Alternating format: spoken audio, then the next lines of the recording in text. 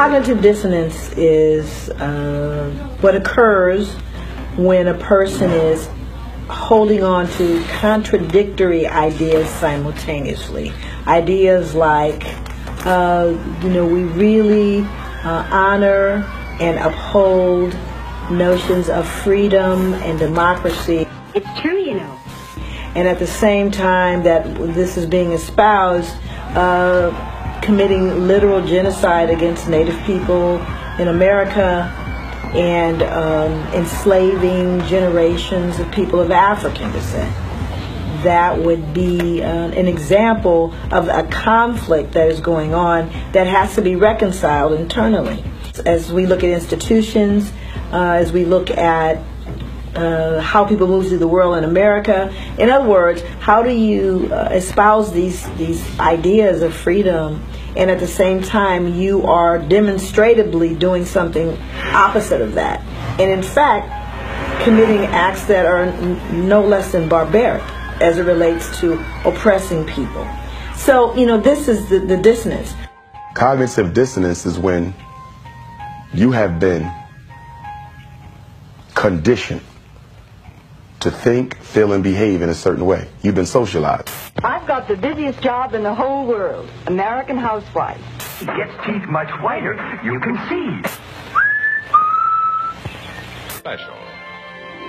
For whitening clothes, Blue Cheer is different. So clean, so white.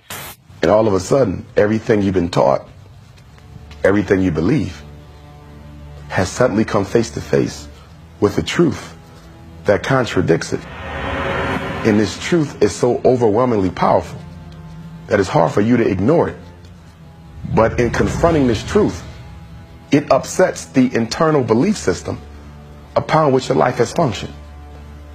It's when you've been raised in a certain religion or a certain political ideology, and someone brings you a morsel of truth that shocks the hell out of your internal intellectual belief system, and the truth they gave you was so powerful that it disrupted and uprooted almost everything you believe. Your ego and your mind automatically begins to try to find a way to shoot down the truth that you just heard.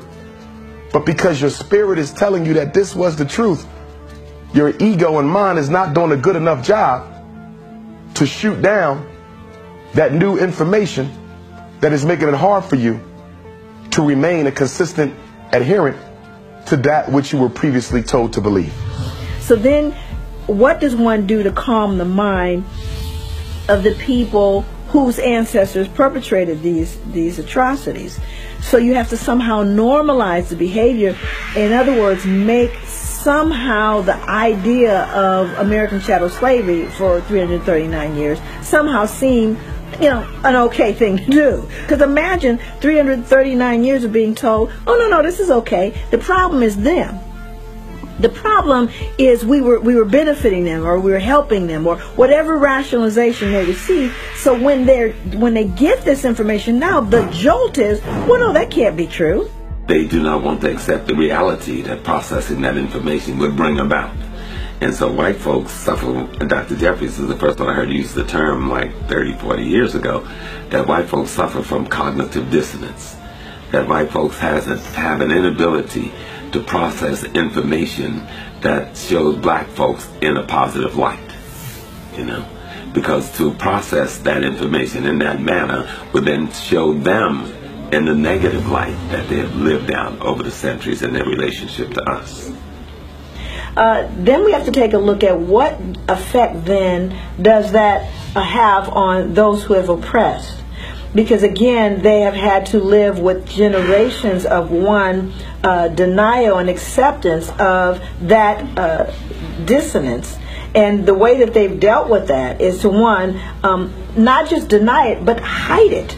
To hide any truth associated with what would cause the conflict. For you to see the barbarism, for you to see the levels and the involvement of people in lynchings and the behavior of large groups of people, generations of people, around mutilating and hanging and beating people. So what you have to do to, one, hide it, and or two, justify it, produces this kind of callousness that you see, this open defiance in the face of a preponderance of evidence. A preponderance of evidence that says, here it is before us.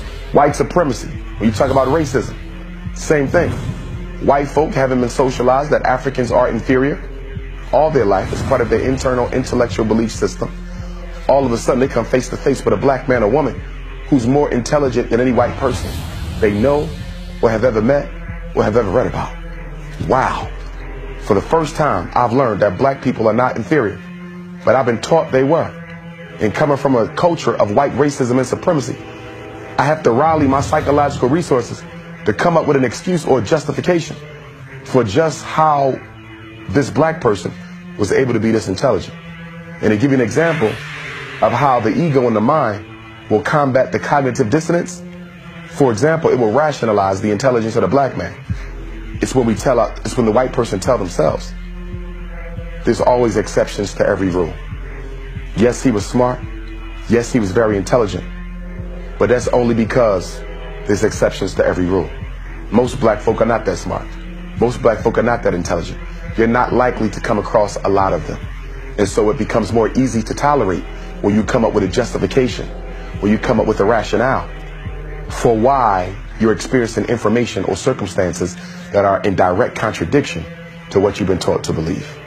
So their perspective is, well, you must be not telling the truth because we're benevolent, we're good, we're kind, which was what had to be fed for generations in order for people to somehow normalize, well, again, what results in being pretty much barbaric and horrific behavior. In the end, it probably will end up with mixing socially. And you will have, well, I think their aim is mixed marriages and becoming equal with the whites. It's the subject that's talked about all the time.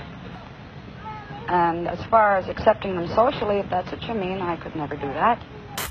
In recent times, we're seeing all of the videotape footage of police use of deadly force. The police use of deadly force is not new, but there's a preponderance of evidence that is showing it now, which is producing what? Dissonance. That says, well, this can't be true, even in the face of it. Even watching it, they go, this simply can't be true, because you are now looking at least 300 years of denial that anything wrong has happened, that these people of African descent got anything other than what they deserved. And so now in the face of the entire globe looking at this and saying, no, this is not okay. And really it's sparking, I would venture to say, some incredible anxiety. And not only anxiety, but a large degree, a large dose of paranoia. For example, in Portland, Oregon, in 2014, right in front of an immigrant refugee organization in Portland, Oregon, there's a group of white people standing with a banner which says diversity equals white genocide. This is 2014. So I think that those, in terms of epigenetics, we're looking at people who are absolutely losing it.